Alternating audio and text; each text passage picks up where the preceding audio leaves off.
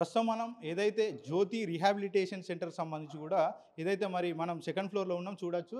ఈ సెకండ్ ఫ్లోర్లో ఏదైతే మరి పేషెంట్ సంబంధించి కూడా ఈడ మొత్తం కూడా ఒక బోర్డు పెట్టి అక్కడ పూర్తి మొత్తంలో ఈ ఏదైతే మరి ఈ యొక్క ఫ్లాట్లో ఎంతమంది పేషెంట్స్ ఉన్నారో వాళ్ళకి సంబంధించి మెడికేషన్ ఏ విధంగా ఇవ్వాలి, మరి సెకండ్ ఫ్లోర్లో ఉన్నటువంటి 23 మంది ఉన్నారు. ఇందులో 23 మందికి సంబంధించి ఏ టైంలో ఎలాంటి టాబ్లెట్లు ఇవ్వాలి అనేది కూడా ఇక్కడ పూర్తి మొత్తంలో కూడా ఇక్కడ మరి పెట్టినటువంటి సందర్భం. అదేవిధంగా మనం చూడొచ్చు చాలా తక్కువ ఏదైతే రీహాబిలిటేషన్ అంటేనే చాలా వరకు వాళ్ళకి సంబంధించి మానసిక కావచ్చు, లేకపోతే వాళ్ళకి సంబంధించి ఆహార అలవాట్లకు సంబంధించి కూడా కావచ్చు, ఏదైతే మరి మార్చామనే ఉద్దేశంతో ఇక్కడికి వాళ్ళ యొక్క బంధువులు మరి ఇక్కడికి పంపించే ప్రయత్నం చేస్తారు, దీంట్లో జాయిన్ చేస్తారు. కాకపోతే మరి నిన్న జరిగినటువంటి ఏదైతే మరి కృష్ణా గౌడ్ సంబంధించి పూర్తి మొత్తంలో మరి ఆయనను అకారణంగా ఆయన మీద భౌతిక దాడి చేసి చాలా దారుణాతి దారుణంగా కూడా ఆయన మీద మరి బెల్ట్తో కావచ్చు, మోచేత్తో మరి చెస్ట్లో గుర్తు ఆయన ఆ కారణంతో ఏదైతే థర్డ్ ఫ్లోర్లో మరి మృత్యువాతి పడితే ఆయన తీసుకొచ్చి సెకండ్ ఫ్లోర్లో పెట్టిరు. సెకండ్ ఫ్లోర్లో ఆయన మృతదేహాన్ని కూడా ఇక్కడ ఉంచారు.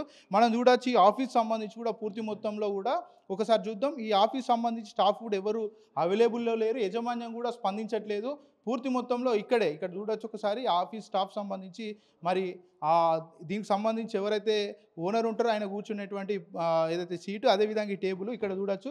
విజిటర్ రిజిస్ట్రేషన్ ఇక్కడ ఉంది. అదేవిధంగా ఏదైతే మరి రీహాబిలిటేషన్ సెంటర్ సంబంధించి కూడా ఎంతమంది పేషెంట్స్ ఉన్నారు, వాళ్ళకి ఏ టైంలో ఎలాంటి మెడిసిన్ ఇవ్వాలంటూ కూడా ఇక్కడ ఫ్లోర్ వైజ్గా వాళ్ళకి సంబంధించి ఏదైతే మరి నమోదు చేసినటువంటి పరిస్థితి ఇక్కడ చూడొచ్చు. మొత్తం కూడా ఏదైతే మరి వాళ్ళకి సంబంధించి పేషెంట్ సంబంధించి పూర్తి మొత్తంలో కూడా ఇక్కడ అన్నీ ఉన్నాయి. కాకపోతే యజమాన్యం కూడా చాలా నిర్లక్ష్యంగా వ్యవహరించడం.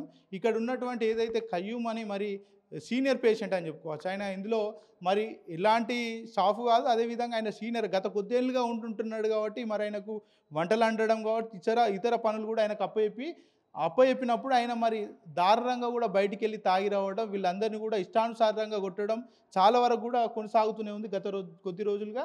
ఇక్కడ ఉన్నటువంటి పేషెంట్స్ అనేక సందర్భాల్లో కూడా మరి మమ్మల్ని భౌతికంగా కొడుతున్నాడు, మా పట్ల కూడా చాలా దుస్తులుగా ప్రవర్తిస్తున్నాడు అంటే కూడా మరి యజమాన్యం కూడా ఇప్పటి వరకు కూడా ఆయన మీద ఎలాంటి చర్యలు కూడా తీసుకోలేదు. చాలా పెద్ద ఎత్తున కూడా ఇక్కడ ఒక దందా జరుగుతుందని చెప్పచ్చు. ఎందుకంటే రీహాబిలిటేషన్ సెంటర్ పేరున మరి ఇష్టానుసారంగా వీళ్ళందరినీ కూడా భౌతికంగా దాడులు చేయడం, అదేవిధంగా వేలు ఛార్జీలు దండించడం కూడా జరుగుతూ ఉంది. అంటే 10,000 అంటే మనం అర్థం చేసుకోవచ్చు, 10,000 రూపాయలు నెలకు తీసుకుంటూనే మరో పక్క కూడా వాళ్ళందరినీ పనులు చేపియడం, వాళ్ళ సొంత పనులు అంటే టాయిలెట్స్ వాష్ చేయించడం కావచ్చు, వంటలు చేపియడం కావచ్చు, ఫ్లోర్ క్లీనింగ్ కావచ్చు, ఇలాంటివి కూడా చేపిస్తున్నారు. అంటే ఇవన్నీ కూడా వీళ్ళు 10,000 ఛార్జ్ చేసినప్పుడు ఖచ్చితంగా క్లీనింగ్ సంబంధించిన ఎవరైతే ఉంటారో వాళ్ళందరినీ కూడా వీళ్ళంతా కూడా స్టాఫ్ను ఏదైతే రిక్వైర్మెంట్ చేసుకుని వాళ్ళందరితో కూడా పనులు చేయించాలి. కాకపోతే కేవలం కొంతమందితోటే ఇక్కడ స్టాఫ్ను పెట్టి మొత్తం కూడా అంతా నడిపిస్తున్నారు.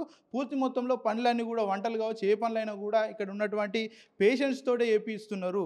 అంటే ఒకవేళ వీళ్ళు చెప్పినట్టే అందులో ఉన్నటువంటి పేషెంట్లు మానసిక స్థైర్యత లేకపోవడం, మానసికంగా బాగాలేకపోతే వాళ్ళు మరి కూరలు ఒకటి అయిపోయి ఇంకొకటి వేస్తే పరిస్థితులు ఏ విధంగా ఉంటాయి ఒకసారి ఆలోచించాలి. ఒకవేళ కనుక ఆ పేషెంట్ కనుక అన్నం వండే క్రమంలో కావచ్చు, కూరలు వండే క్రమం కావచ్చు, వంటలు చేసే క్రమంలో ఒకటేయబోయి ఇంకొకటి వేస్తే ఇక్కడ ఉన్నటువంటి పేషెంట్స్ పరిస్థితి ఏంది? యజమాన్యం కూడా చాలా నిర్లక్ష్యంగా వహిస్తున్నారు అనేది ఇక్కడ కళ్ళకు కట్టినట్టు కనబడుతుంది. గత కొద్ది రోజులుగా ఈ దందా అనేది కొనసాగుతుంది. మరి అనేక సార్లు కూడా పేషెంట్ సంబంధించి కుటుంబ సభ్యులు కూడా కాంప్లైంట్ ఇచ్చినా కూడా మరి ఈ యొక్క యజమాని పట్టించుకోకపోవడం వెనుక ఏదైతే ఏముందనేది ఒక అనుమానం అయితే వ్యక్తమవుతుంది. ప్రస్తుతం మనతో పాటు మృతుడు కృష్ణకు సంబంధించి కుటుంబ సభ్యులు ఉన్నారు. మొదటిగా వాళ్ళ భార్యతోటి మాట్లాడించే ప్రయత్నం చేద్దాం. చెప్పండి అమ్మ, ఎందుకు మీరు దీంట్లో జాయిన్ చెప్పి చిన్న అవసరం ఏర్పడింది? తాగుడు బంద్ కావడానికి వేసినాం సార్. తాగుడు బంద్ చేసినాక తీసుకుపోతామని వేసినాం మేము, అంతే. మేము ఇంకో వేరే కారణంగా వేయలే. ఇంకో రౌడీ కాదు ఆయన, మంచోడు, తాగి సతాయిస్తాడు, సెంట్రింగ్ పని చేస్తాడు ఆయనే.